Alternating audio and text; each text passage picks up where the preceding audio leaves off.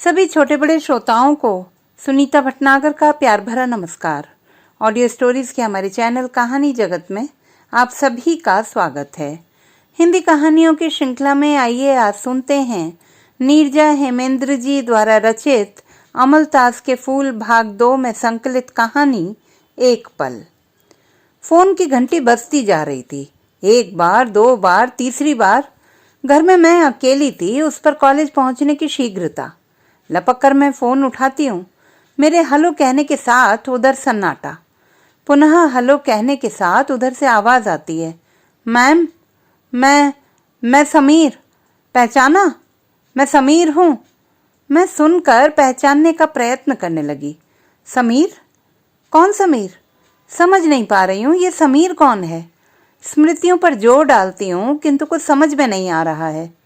पुनः वही भारी सी आवाज, मैम, आपने नहीं पहचाना? मैं समीर हूँ। आवाज में ठहराव था। मैं आपसे 9 वर्ष पूर्व कॉलेज के समीप के बस स्टैंड पर मिला था। याद आया? एक दिन आपको प्यास लगी थी, आपने मुझसे पानी मांगा था।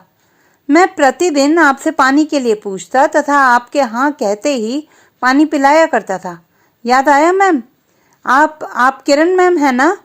मेरे हाँ कहने पर वह निश्चिंत होकर पुनः बोलने लगा, मैम, आपने मुझे पहचान लिया? मैं समीर हूँ। उसने पुनः अपना नाम बताया। मैं पढ़ने के लिए बाहर गया था, कल ही लौटा हूँ। मैं उसकी बातें सुनकर सिर्फ हाँ हूँ ही करती रही। वह पुनः बताने लगा, मैम, आप उसी कॉलेज में पढ़ाती हैं ना? मैम, मैं आपसे मिलना चाहता हूँ।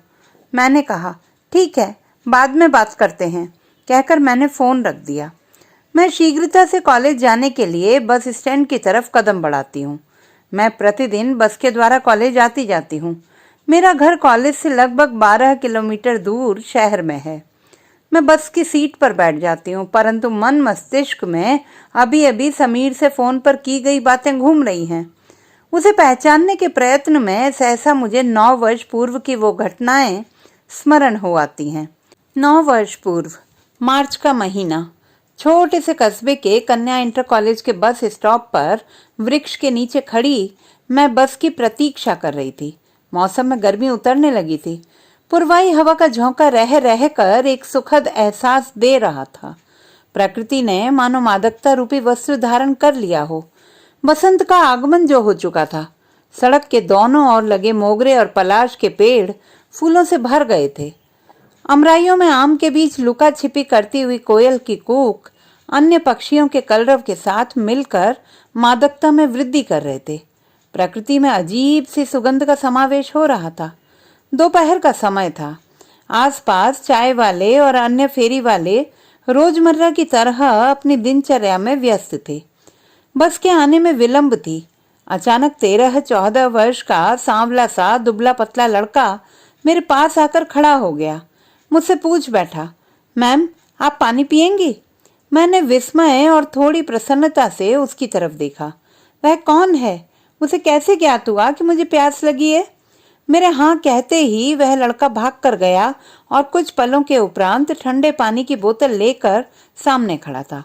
मैंने आश्चर्य से उसकी तरफ देखा तथा सोचा, यह तो फ्रिज की ठंडी बोतल है। इस स्थान पर उसे यह बोतल कैसे मिली? यह छोटा सा कस्बा है, जहां तक मैं जानती हूँ आसपास की किसी भी दुकान में यहाँ फ्रिज नहीं है।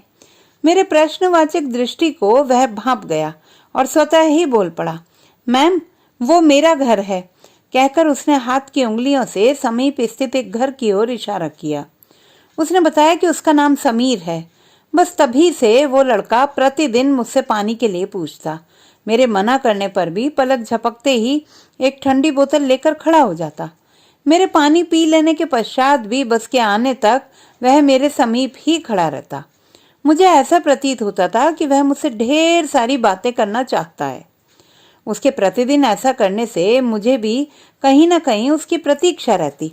वह आकर मेरे समीप खड़ा हो जाता और मुझसे इधर उधर की बातें करने लगता, कभी ऋतुओं की तो कभी आसपास घटी किसी घटना की। बस के आने तक वह मेरे साथ खड़ा रहता। समय का पहिया अपनी गति से घूमता रहा। वह लगभग प्रतिदिन मुझसे मिलता था। मेरे लिए तो वह एक साधारण लड़का था और उसका मुझसे मिलना एक साधारण सी घटना थी। परीक्षाएं समाप्त होने के पश्चात कॉलेज में ग्रीष्मावकाश हो गया। मैं उसे विस्मृत कर अपने जीवन, अपनी घर गृहस्थी तथा अपने दोनों बच्चों में व्यस्त हो गई। गर्मी की छुट्टियों के पश्चात जुलाई में घर से कॉलेज और कॉलेज से घर की वही दिनचर्या पुनः प्रारंभ हो गई थी, किंतु वह लड़का मुझे फिर दिखाई नहीं पड़ा। मेरी स्मृति पटल से वह विलीन हो गया। इन 9 वर्षों में मैंने जीवन के अच्छे बुरे सभी रंगों को देखा। मैंने अपने दोनों बच्चों की परवरिश, शिक्षा, ब्याह आदि जिम्मेदारियों को पूरा किया। कुछ माह पूर्व मेरे पति भी मुझे एक रंगहीन रंग देकर चल बसे। पति के न रहने पर मैंने अपने आप को नितांत अकेला पाया। बच्चे अपनी अपनी गृहस्थी में रम चुके हैं। बेटा बाहर नौकरी करता है, अतः अपनी पत्नी के साथ वह वहीं रहता है। बेटी भी दूसरे शहर में रहती है, अतः कम ही आती है। अब मुझे जीना है तो अपने लिए कुछ तो करना ही है, सिर्फ अपने लिए। इस आवश्यकता विहीन आवश्यकता को पूरा करने के लिए मुझे जीना था, कर्म करना था। इतने वर्षों पश्चात कॉलेज के बाहर मिलने वाले साधारण से लड़के समीर का फोन क्यों आया? क्या काम है उसे मुझसे? मैं सोच रही थी कि कॉलेज आ गया और मैं बस से उतरकर कॉलेज के गेट की ओर बढ़ चली। शाम को कॉलेज से लौटने के उपरांत मैं थकी सी बैठी थी कि फोन की घंटी बज उठी। न जाने क्यों मुझे घंटी के स्वर जाने पहचाने से कुछ अलग से लगे, किंतु ऐसा नहीं हो सकता। घंटी तो घंटी है, उसके स्वर अलग कैसे हो सकते हैं? मैं मन ही मन अपनी बचकानी सोच पर मुस्कुरा पड़ी। फोन उठाने पर मैम नमस्ते की वही जानी पहचानी आवाज सुनाई दी। मैम, मैं समीर बोल रहा हूँ। मैंने कहा, हाँ मैं किरण मैम बोल रही हूँ, कैसे हो? मेरे पूछते ही वह अपने बारे में बताने लगा। उसकी बातें सुनकर मुझे ऐसा लगा जैसे वह मुझसे बहुत कुछ कहना चाहता है। वो बातें वह बताने लगा जिसे जानने की आवश्यकता मुझे नहीं थी, जैसे अपनी जिंदगी के सारे पृष्ठ खोलकर वह मेरे समक्ष रख देना चाहता हो। चंद दिनों की मुलाकात में मुझे उसके विषय में कुछ भी ज्ञात नहीं हो पाया था, या मैंने जानने या पूछने का प्रयत्न ही नहीं किया था। अब मुझे ज्ञात हुआ कि वह एक अनाथ लड़का था। उसे किसी संपन्न व्यक्ति ने अपनी संतान की तरह पाला था। इंजीनियरिंग की शिक्षा पूर्ण करने के उपरांत वह अब लौटा है। अपने विषय में और भी बहुत सी बातें वह मुझे बताता रहा। यह बात मेरी समझ से परे थी कि इतने वर्षों अंतराल के उपरांत और उम्र के इतने फासले तय करने के पश्चात उसने मुझे फोन क्यों किया? मैं उसकी स्मृतियों में रही क्यों? पल पल कर वक्त पिघलता रहा, दिन रात गुजरते रहे। समीर मुझे प्रतिदिन फोन करता। अब तो सांझ ढलते ही मुझे उसके फोन की प्रतीक्षा भी रहने लगी। मुझे समीर के रूप में अब भी वही सांवला सा लड़का याद था, लेकिन फोन पर एक भारी भरकम आकर्षक आवाज वाला वह लड़का अब कैसा दिखता होगा, यह मैं अक्सर सोचा करती थी। एक दिन फोन पर मैंने यूं ही कह दिया, समीर समय मिले तो कभी मिलने आ जाना। और वह समय भी आ गया जब समीर अपनी शादी का कार्ड लेकर मिलने आ गया। मुझे अपनी आंखों पर सहसा विश्वास नहीं हो रहा था कि कोई सांवला सा, दुबला पतला, पसीने से लथपथ लड़का इतना आकर्षक युवा कैसे हो सकता है। उसने मुझे इस रूप में देखा तो चुप सा हो गया। मुझे लग ही नहीं रहा था कि फोन पर तमाम बातें करने वाला वही लड़का है ये। समीर मुझे बार बार देख रहा था। मेरे इस रंगहीन स्वरूप को बार बार देखता रहा। कुछ देर तक वह मुझे यूं ही देखता रहा, फिर बोल पड़ा, मैम मुझे नहीं ज्ञात था, यह सब कैसे हो गया? आप अकेली हैं? उसकी बातें सुनकर मैं खामोशी से मुस्कुरा पड़ी। वह ध्यान से मेरी ओर देख रहा था, बस देखे जा रहा था, अपलक। हम दोनों के बीच सन्नाटा सा पसर गया था। मैम, आप शुरू से ही मुझे बहुत अच्छी लगती थी। कमरे में फैले सन्नाटे को धीमी किंतु ठहरी सी आवाज ने तोड़ा। मैम, आपने बताया नहीं, अन्यथा मैं शादी नहीं करता। मैम, मेरे सपने तो आपके साथ, कहकर वह खामोश हो गया।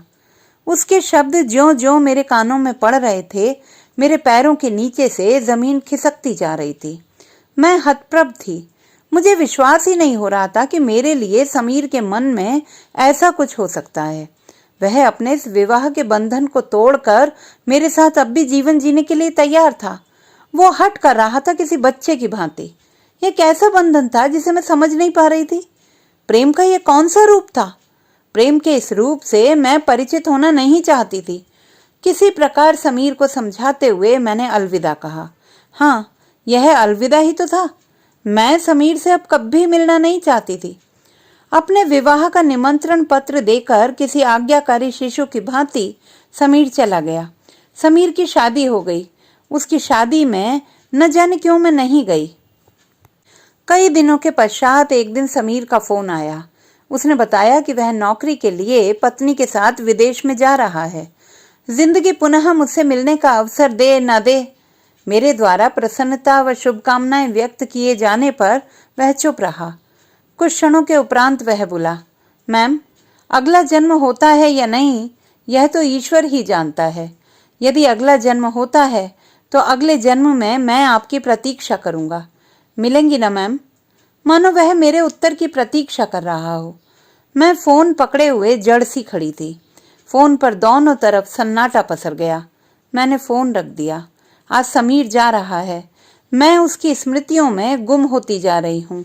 यह कैसा बंधन है जिसमें उम्र, सामाजिक वर्जनाएं सब पीछे छूटती जा रही हैं। हथेली में रह गया है तो एक पल, मात्र एक पल। तो दोस्तों, ये थी हमारी आज की कहानी। आपको कैसी लगी कमेंट बॉक्स में लिखना ना भूलें। चैनल को सब्सक्राइब करें, लाइक करें और मित्रों के साथ शेयर करें।